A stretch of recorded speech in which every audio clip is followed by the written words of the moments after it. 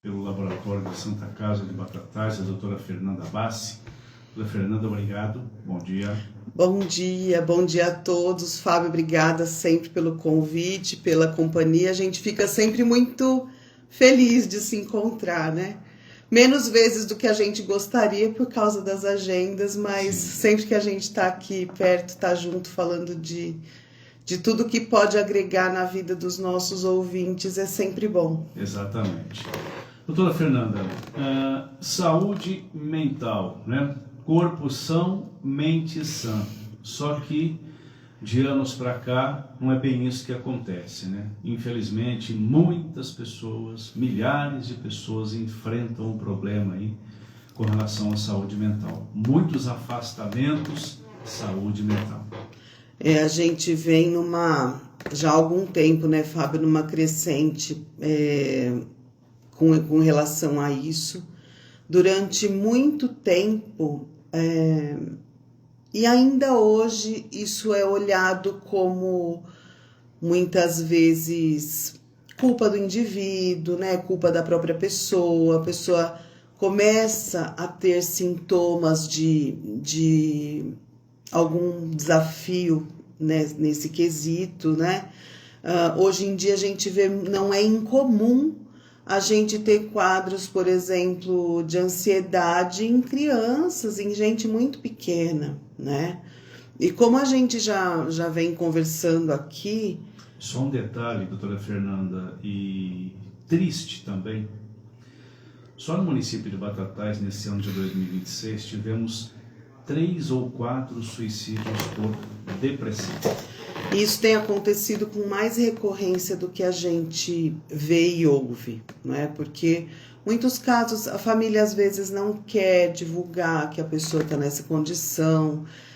Infelizmente, quando a pessoa não conversa, não fala sobre, não tem essa abertura, porque a pessoa se sente envergonhada. A pessoa, quando começa a apresentar alguns sintomas desses estados ansiosos e depressivos, ela tende a ser taxada como preguiçosa, como uma pessoa sem coragem, sem vontade. E esses estados, naturalmente, eles tiram a motivação da pessoa com relação à vida, com relação a desenvolver novos projetos, né? Existem desequilíbrios físicos, orgânicos, que causam alguns estados assim. Então, deficiência vitamínica, deficiência de minerais. Às vezes a pessoa tem alguma outra condição física, por exemplo, uma pessoa que tem uma doença crônica. Eu tenho uma conhecida lá na minha região, na minha cidade. Ela tinha uma doença crônica muscular, ela sentia dores horríveis pelo corpo desde que nasceu, até que depois ela tinha quase 30 anos, quando fizeram um teste com uma medicação de fora que tirou essa condição dolorosa da vida dela, e hoje ela é uma pessoa completamente diferente, porque ninguém consegue ficar feliz sentindo dor o tempo inteiro, né? E da mesma forma, quando a gente tem alguém, por exemplo, dentro de casa que tem uma condição física difícil, uma pessoa que não tem a saúde e tem alguém que cuida, esse cuidador tende a desenvolver um quadro de ansiedade, de tristeza em decorrência daquele outro que está sendo cuidado. Então, assim, é um contexto muito grande de coisas. Então, tudo depende de como a gente também se percebe, e tudo depende da maneira como a gente traz a nossa consciência para isso. Então, se eu convivo com uma pessoa que começa a apresentar alguns estados de tristeza muito prolongados, ou dos quadros de ansiedade mesmo muito frequentes, eu posso ser um apoio para essa pessoa. A gente, por exemplo, dentro do hospital lá da Santa Casa agora, inclusive com essa nova gestão, a gente já comentou aqui, a gente tem se preocupado muito mais em estar atento, em observar as pessoas, né? Porque ninguém consegue ser produtivo se não estiver com a mente em ordem. E às vezes a pessoa fala assim, a pessoa trabalhava tão bem, agora tá aí, ó, não se envolve nada, né? Então, é um papel da liderança olhar para essa pessoa como uma pessoa e não simplesmente como alguém que está ali desempenhando uma função ou gerando receita ou coisas desse gênero. A senhora citou agora há pouco crise de ansiedade em crianças.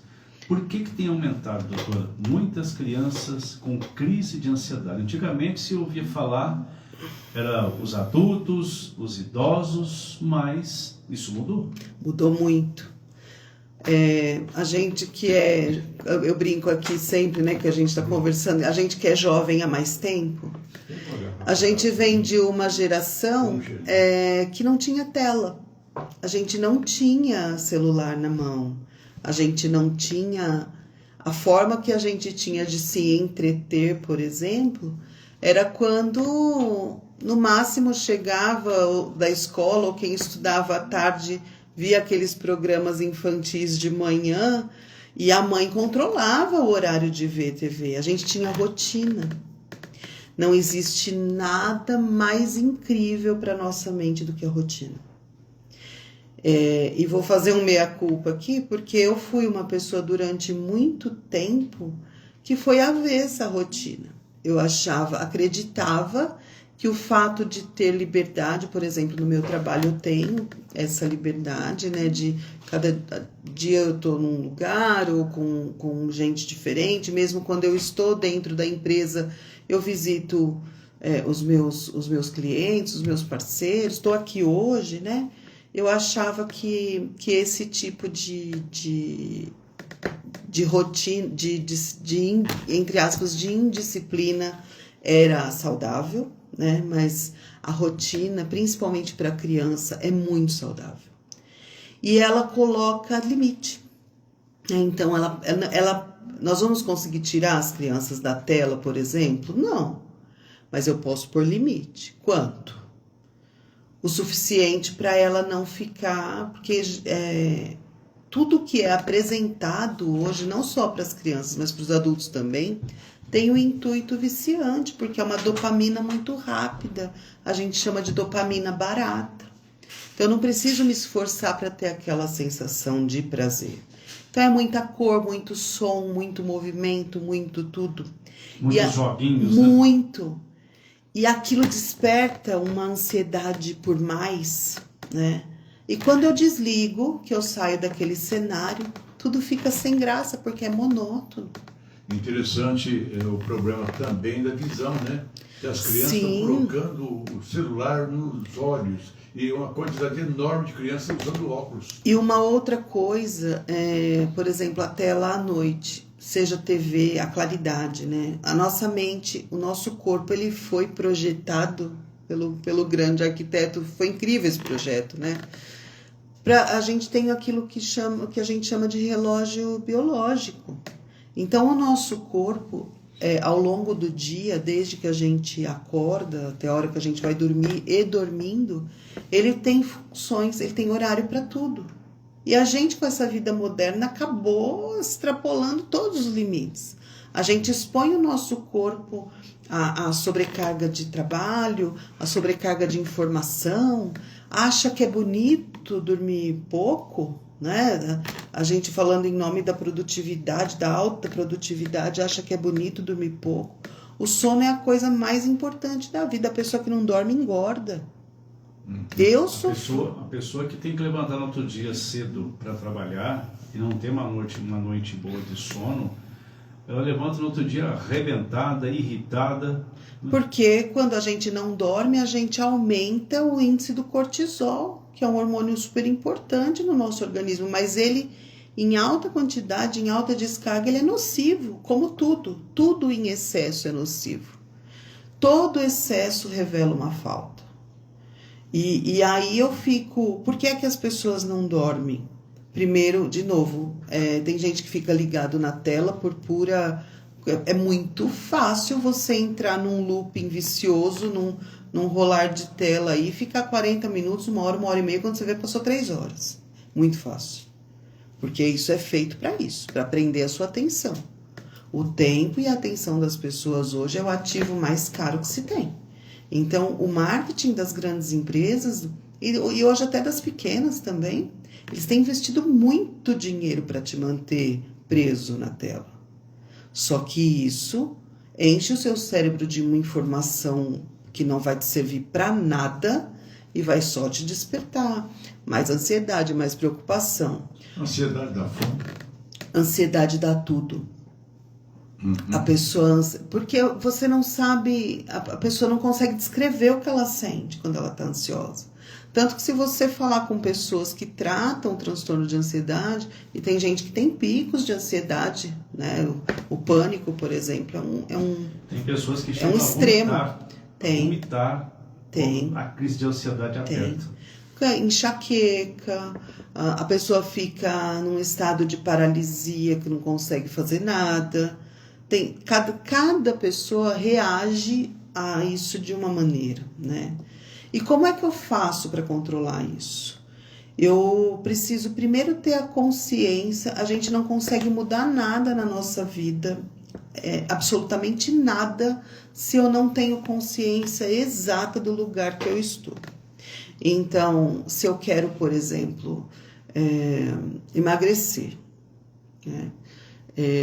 E falo isso com propriedade, porque eu tenho essa autoridade para falar, né? Eu durante bastante tempo venho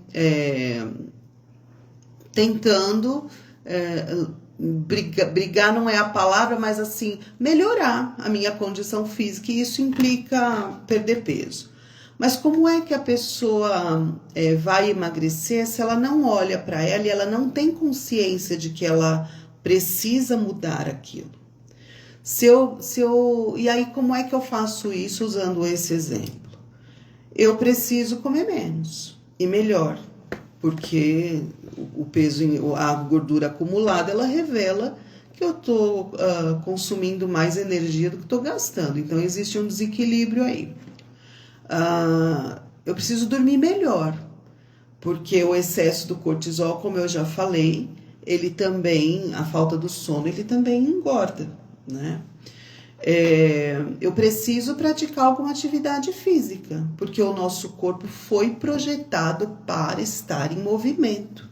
Se a gente fizer uma analogia dos anos 90 para trás, era muito difícil você ter pessoas obesas, que você falasse, nossa, essa pessoa tá... Agora não. Normal. A indústria fabril, por exemplo, as lojas de roupa, elas já têm uma fatia de mercado voltada para esse público. O mundo enfrenta o problema da obesidade, né? Porque o que acontece? E aí entra num looping de coisas, né? A pessoa ansiosa, ela come mais. A ansiedade, ela gera na gente uma necessidade de prazer imediato. E qual é a alimentação? Alface dá prazer comer? Você já viu? Eu sempre uso esse exemplo quando eu vou falar disso. Padre Fábio tem uma fala de um dos vídeos, dos muitos que ele faz, que alguns são engraçados, mas que trazem a consciência para nós. Ele fala assim, gente, por que é que a pessoa quando está depressiva, deprimida, você já viu deprimido, ansioso, querer comer uma bacia de alface? Não, ele quer comer um tablete de chocolate. Um não, né? 2, 3, 4. Porque a junção do açúcar com a gordura gera prazer imediato, é gostoso. É aquilo que a gente chama de palatável. Não é uma delícia você, por exemplo, comer um pão com manteiga, agora é cedinho, horário do café, né? Você vai lá e faz um pãozinho com bastante manteiga na chapa, ainda bota um requeijão na saída, né? Carboidrato e gordura. E aí, se a gente olhar pelo lado da nutrição, não é tão legal. E tudo aquilo que é integral, e isso não é a gente não está falando só de comida, dá trabalho para o corpo processar. Então, um alimento integral, a digestão é mais lenta, então você vai ter uma absorção melhor dos nutrientes, você vai demorar mais tempo para fazer outra refeição também. Todas as vezes que a gente come, a gente gera no nosso organismo um estresse, porque assim você põe os seus órgãos para trabalhar toda a prova. Então você vai concentrar sua circulação ali na região do estômago, você vai fazer o seu pâncreas produzir mais insulina para poder tratar daquele açúcar que vem através do carboidrato que você comeu. Você vai fazer o seu fígado trabalhar loucamente para processar as gorduras, para poder participar ali, a sua vesícula para liberar a bile, para participar da digestão. Para quem não sabe, a vesícula, a bile que fica dentro da vesícula, ela funciona como se fosse um detergente no nosso organismo. Então, a gordura que a gente come é emulsionada, né, por esse detergente que é a bile. Para a gente entender melhor, quando a gente faz um prato bem gorduroso em casa, assim, um churrasco, uma costela, vai na panela de pressão que fica aquela gordura, quando a gente coloca o detergente lá, ele não vira aquele líquido que você não consegue mais separar a gordura do líquido, ele mistura a gordura. Então a bile faz isso, para que essa molécula de gordura fique menor e ela consiga ir para o lugar certo para poder fazer a digestão. Então, tudo na nossa vida é assim. O pâncreas trabalha com açúcar. O pâncreas, ele libera a insulina, que é o hormônio que vai levar o açúcar para dentro das nossas células. Quando o meu pâncreas fica preguiçoso, eu tenho a tendência de ter mais açúcar circulante, é onde a pessoa desenvolve diabetes. Quer dizer, o pâncreas, ele regula a dosagem o açúcar. E o fígado, a gordura. O fígado não só, o fígado é um órgão, todos os nossos são incríveis, mas o fígado, se eu pudesse abraçar alguém no corpo, ia ser o fígado, né? Porque ele nos ajuda nessa regulação da digestão. Ele, por exemplo, ajuda no metabolismo. Quando a gente toma medicação, por exemplo, tem 2 vias que a gente chama de metabolismo para as medicações. Ou é nos rins, ou é no fígado. Ele, no caso... E é o único órgão também que regenera. Né? É o único órgão que regenera. Doutor, eu fico pensando o seguinte, a gente tá com uma dor no pé, toma um remédio, esse remédio vai lá no pé, ou ele vai no cérebro Não, o remédio, ele passa por esse, assim, quando a gente toma o remédio, ele vai passar dependendo do tipo de remédio, às vezes a gente toma cápsula ou toma o comprimido, né? Ele vai para o sistema digestivo e ele vai dissolver, né? Falando assim, para a gente não estender muito, ele vai dissolver e lá ele vai ser, depois que ele dissolve, ele vai ser absorvido pelo intestino, o princípio ativo vai ser absorvido para o intestino, ele vai para a corrente sanguínea. Quando ele vai para a corrente sanguínea, ele vai passar por essas vias, ou pela via renal, ou pela via hepática. Ele não vai inteiro para o pé. E se tem um problema lá, ele passa por ali, porque por conta ele vai liberar na circulação, e aí ele vai para o sistema nervoso, e é lá que e a partir de lá que vai acontecer a melhora. Pela rapidez. Alguns mais rápidos, os injetáveis costumam ser mais rápidos que os comprimidos, mas tudo depende do contexto da dor. 7h40, intervalo. Vou mostrar uma coisa aqui, tem uma coisa de louco, né? Se a gente pensar, é uma coisa que é o processo